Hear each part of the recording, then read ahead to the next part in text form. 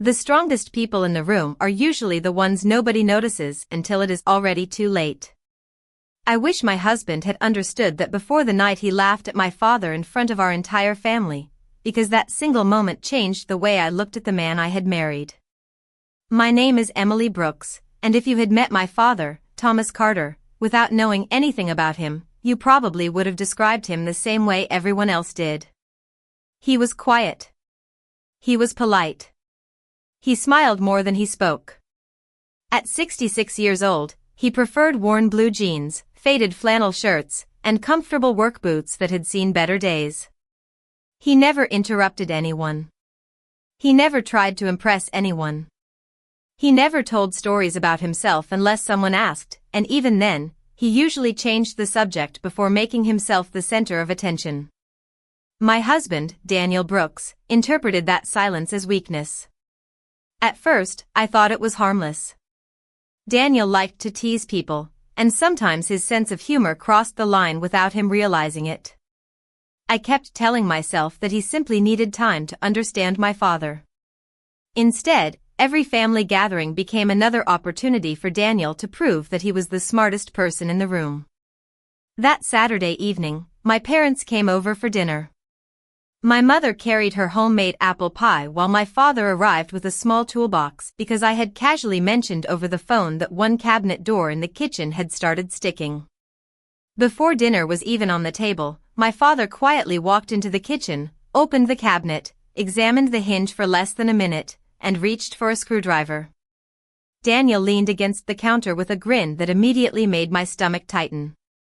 He chuckled loudly enough for everyone to hear. "Careful, Tom.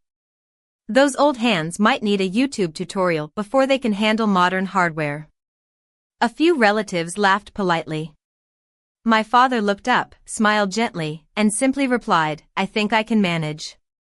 He tightened one screw, adjusted another, opened the cabinet twice, and it worked perfectly again. He placed the screwdriver back into his toolbox. Without saying another word.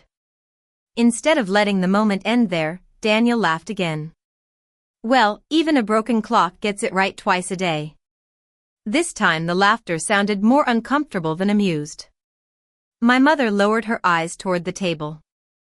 I felt my face grow warm with embarrassment. "Daniel," I said quietly, hoping he would understand my tone. He waved his hand as though I was overreacting.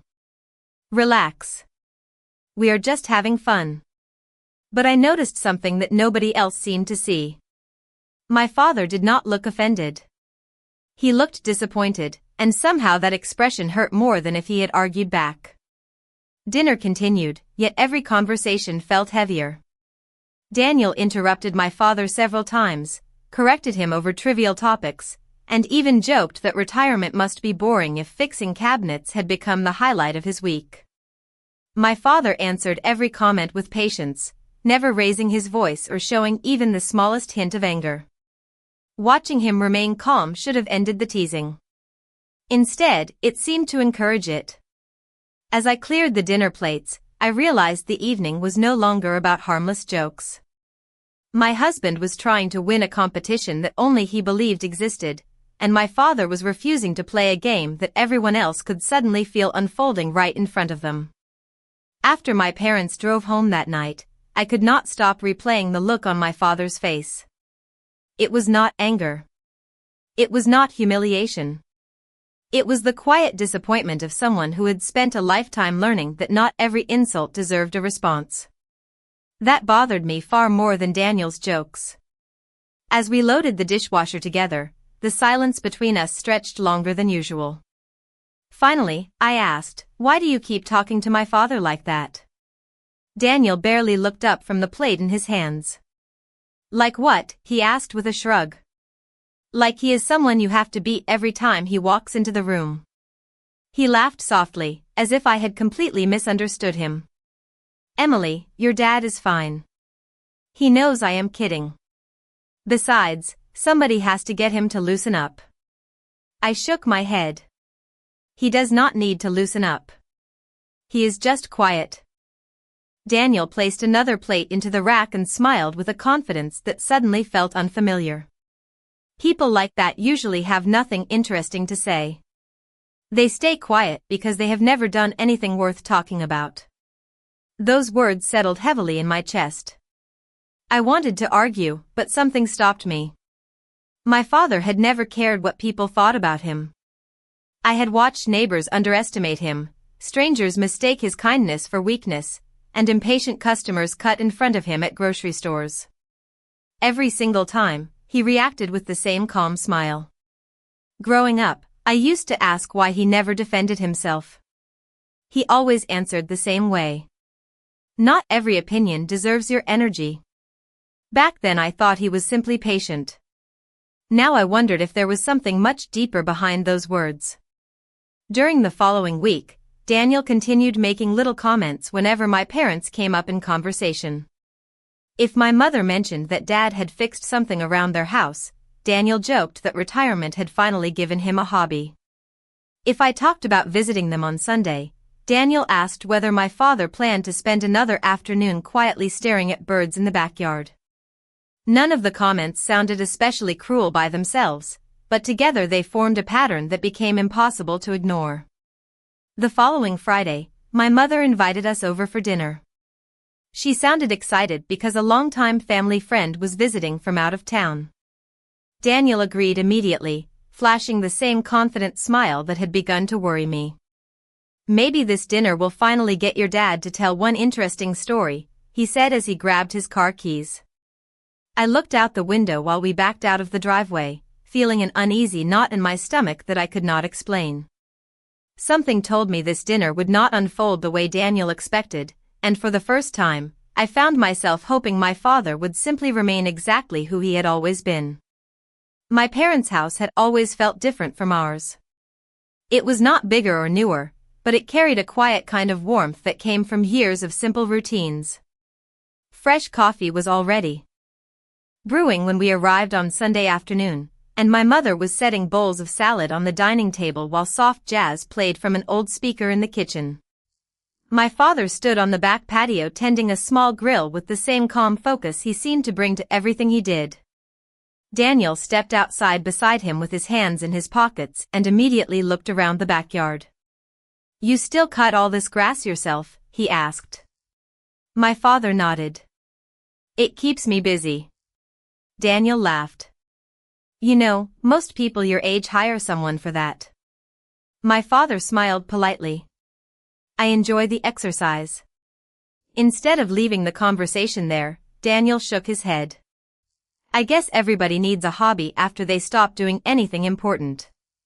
I felt my shoulders tense before I even reached the patio door. My father simply turned a piece of chicken with a pair of tongs and replied, "Staying busy has always worked well for me." There was no irritation in his voice, only quiet certainty. Daniel seemed almost disappointed that he could not get a stronger reaction. During dinner the conversation shifted from neighborhood events to travel, then to careers. Everyone shared stories about work except my father, who mostly listened while encouraging everyone else to speak. Daniel finally leaned back in his chair and smiled.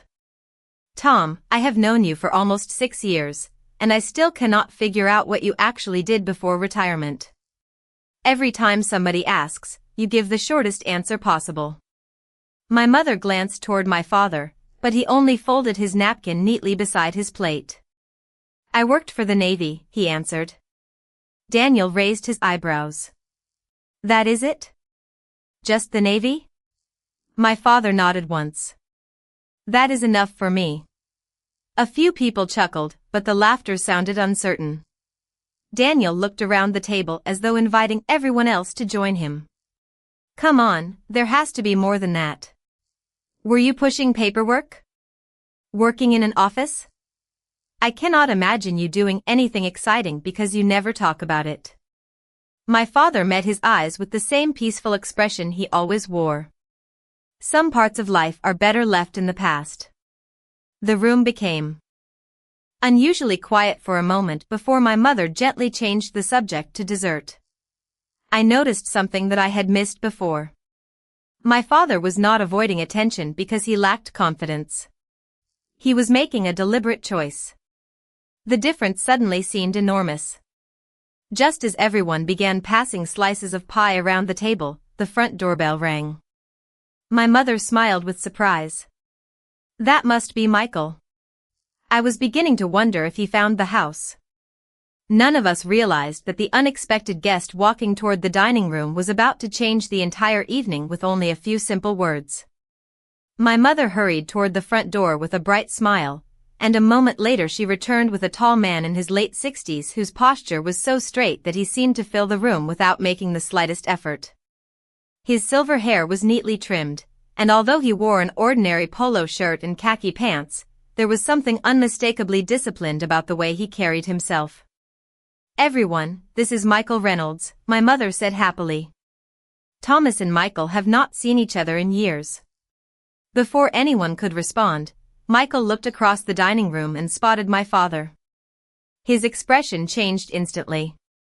His eyes widened with genuine surprise, and then he walked forward with a smile that I had never seen on a stranger's face before. "Tom," he asked. My father stood up and returned the smile.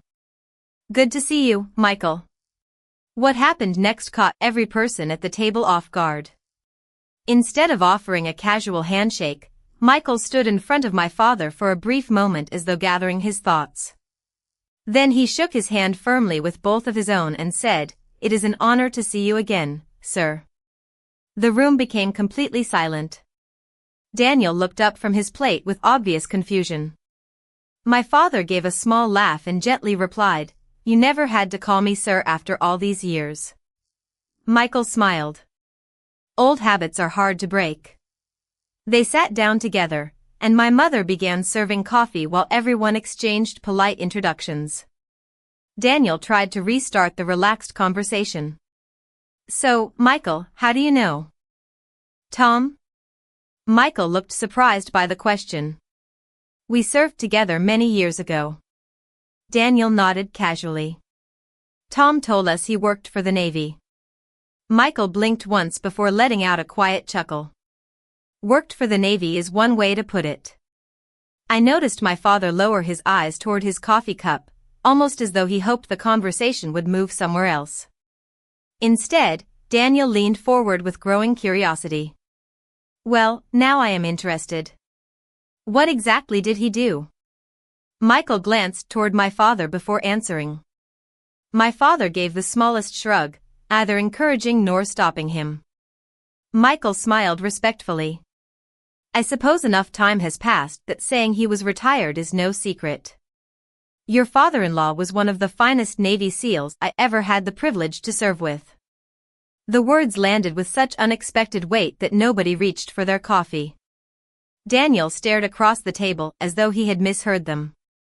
My mother quietly looked at my father with the affectionate smile she always wore whenever someone accidentally revealed a piece of the life he never talked about. My father remained exactly the same as he had been all evening, calm, humble, and completely uninterested in becoming the center of attention. It was Daniel whose expression changed first, because for the first time since I had known him, he realized that the quietest man in the room might also be the one he understood the least.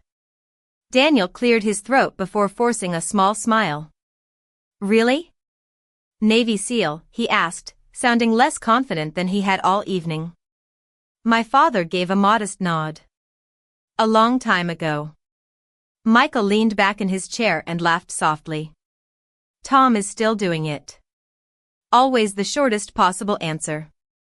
He looked around the table and added, "You have no idea how many people respected this man. He never wanted recognition then, and apparently he still does not." My father lifted his coffee cup. "Recognition was never the point." Michael smiled. "Exactly. That is why people trusted you." Nobody spoke for a few seconds. Even the ticking clock in the hallway suddenly seemed louder than before. Daniel shifted in his chair, searching for something to say that would restore the easy confidence he had carried into the house. "Well, I guess you never mentioned any of that," he finally said. My father answered with the same calm voice that had never changed throughout the evening. "Nobody ever asked for the right reasons." Daniel frowned slightly. "What does that mean?" My father set his cup down gently. Some people ask because they want to understand who you are. Others ask because they want something impressive to judge you by. I have never felt the need to earn respect by talking about my past. Michael nodded immediately. That was always Tom. We met plenty of people who enjoyed telling everyone how important they were. Tom was the opposite. The more responsibility he carried, the less he talked about himself. My mother smiled as though she had heard those words many times before. That is exactly the man I married. Daniel looked from one face to another, slowly realizing that everyone else at the table already understood something he had completely missed. He had spent years assuming silence meant a lack of confidence, when in reality it came from confidence that no longer needed an audience. Michael continued with a warm smile. One thing I learned from Tom is that the strongest people usually walk into a room with nothing to prove. They let their actions introduce them. My father gave a small shake of his head. Michael, you are making me sound much better than I am. Michael laughed. No, Tom. I am simply telling the truth. Daniel looked directly at my father for what felt like the first genuine moment since they had met. There was no joke waiting behind his expression this time, only quiet uncertainty. He seemed to be replaying every sarcastic remark he had made over the years, measuring them against the man who had answered each one with patience instead of pride. Watching that realization unfold was strangely emotional because my father had never defended himself, never corrected anyone, and never revealed his past to win an argument. He had simply remained the same steady, humble man he had always been, and somehow that quiet consistency carried more weight than any speech ever could. The drive home felt completely different from the drive to my parents' house. The radio remained off, and neither of us seemed interested in filling the silence. Daniel kept both hands on the steering wheel, staring straight ahead as though he was replaying every conversation he had ever had with my father. I watched the streetlights pass across the windshield one after another, wondering whether either of us would be the first to speak. Nearly 15 minutes passed before Daniel finally exhaled. Why did you never tell me? He asked quietly. I turned toward him. Tell you what? About your dad. I looked out the passenger window before answering. Because it was never my story to tell.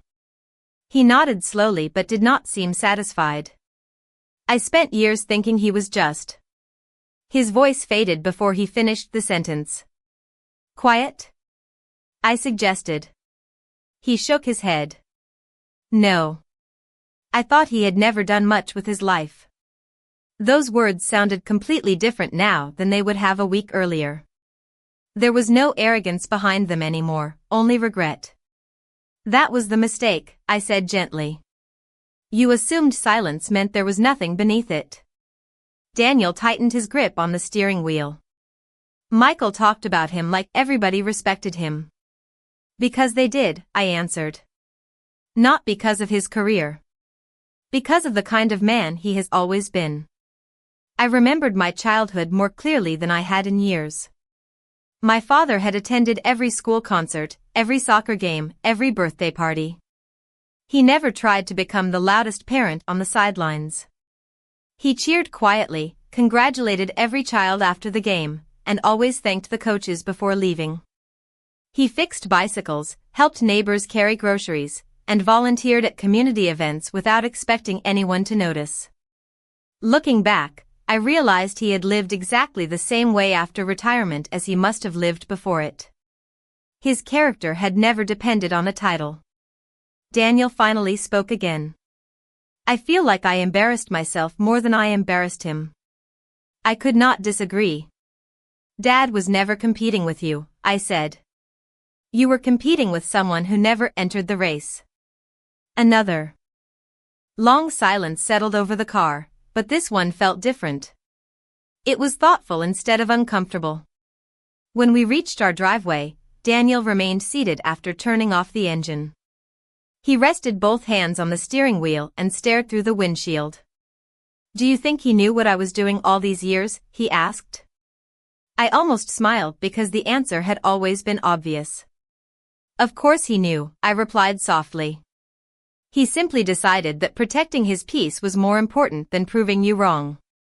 For the first time since we had been married, Daniel had nothing clever to say, because he had finally met a kind of strength that could never be measured by how loudly someone spoke.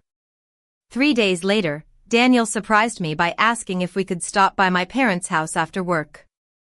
There was something different about the way he spoke. The confidence that usually filled every sentence had been replaced by careful thought. When we arrived, my father was in the garage quietly restoring an old wooden workbench that had belonged to my grandfather.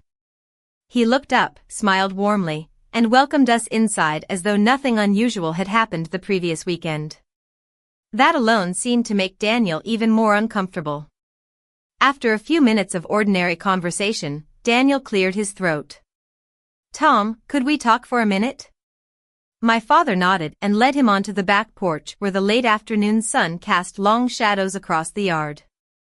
I stayed inside with my mother, but through the kitchen window I could see both men sitting across from each other with 2 glasses of iced tea between them. Neither appeared rushed.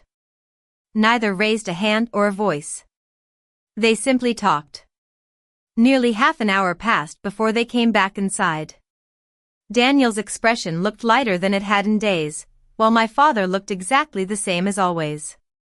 On the drive home, I finally asked what had been said. Daniel smiled faintly before answering. I apologized. I waited for him to continue. I told him I had judged him for years without knowing anything about him. I admitted that I confused being quiet with being weak. He looked out the windshield for a moment. "Do you know what?" he said. I shook my head. He said everyone makes quick judgments sometimes. The important part is deciding whether you are willing to correct them. Daniel laughed softly in disbelief. He could have made me feel terrible. Instead, he spent most of the conversation telling me that pride can become a habit if you are not careful, and that humility is something you practice every day. I smiled because those words sounded exactly like my father. Daniel continued, then I asked him why he never told me about his career. He said something I do not think I will ever forget. He said, if someone only respects me after hearing my resume, then they never respected me at all. Those words settled quietly between us. They explained everything my father had lived by without ever needing to announce it. His greatest lesson had never been about military service or remarkable accomplishments. It was about character. He believed that kindness without recognition, discipline without applause, and confidence without arrogance were the qualities that lasted long after titles disappeared. As I listened to Daniel repeat those words, I realized he had not simply discovered who my father used to be. He had finally begun to understand who my father had always been, and that realization carried far more weight than any story about the past ever could. Over the following weeks, something subtle began to change, and it had nothing to do with my father. It was Daniel who looked different. The sharp comments that once came so easily disappeared almost completely.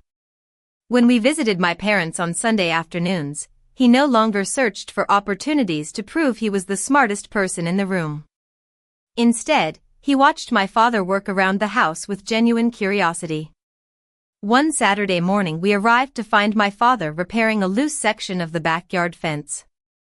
Without saying much, Daniel walked over, picked up a pair of work gloves, and asked, "Would you like an extra set of hands?" My father smiled in the same quiet way he always had. "I would appreciate that." They spent nearly 3 hours working side by side. Sometimes they talked about tools, weather, and football. Other times they worked in complete silence.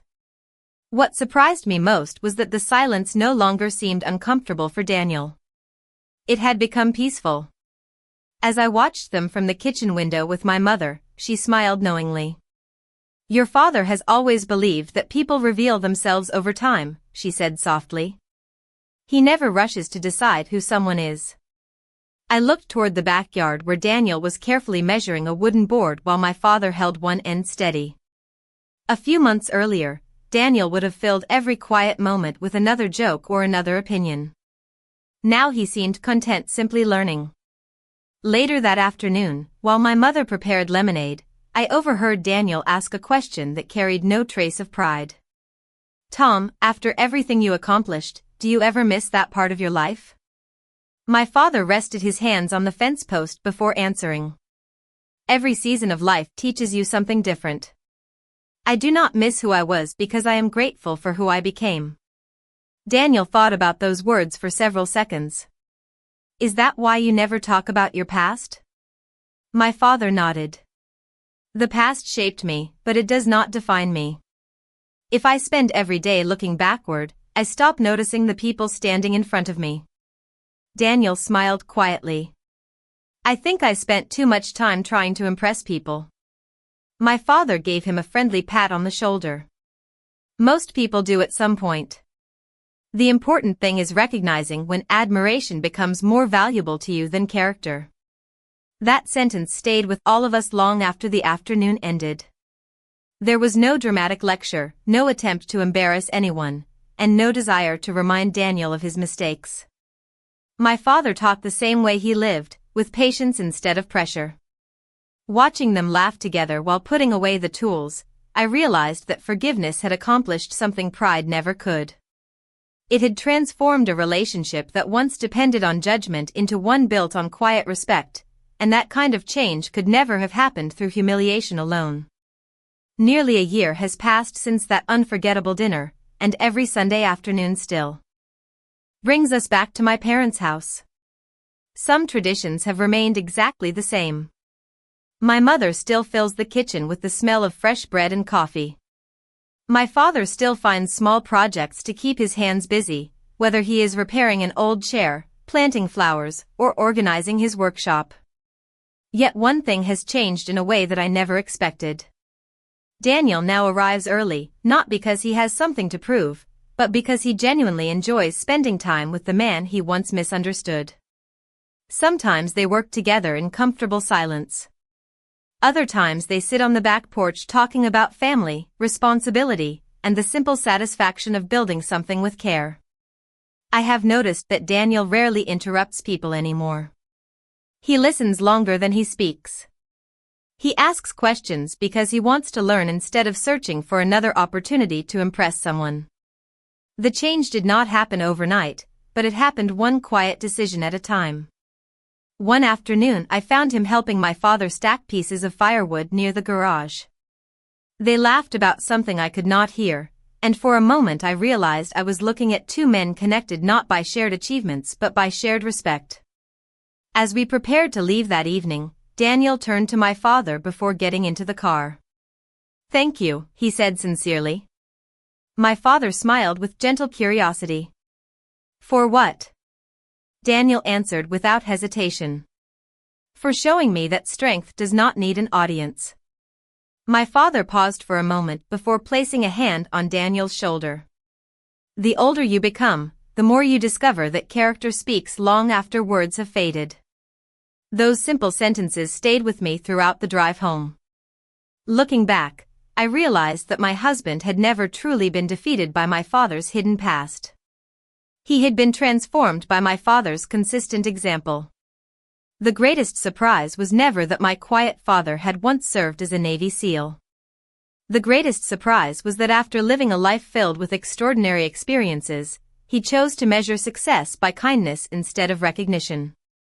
He never used his accomplishments to win arguments, demand admiration, or elevate himself above anyone else. He allowed his everyday actions to tell the story that medals never could. Whenever people ask me what changed our family, I do not tell them about military service or secret careers. I tell them about a quiet man who refused to answer pride with pride, who chose patience when he had every reason to defend himself, and who understood that real confidence never depends on applause. Because in the end, my husband did not learn that my father had once been an extraordinary man. He learned that truly extraordinary people rarely feel the need to tell you they are extraordinary, and perhaps that is the strongest lesson any of us will ever carry through life.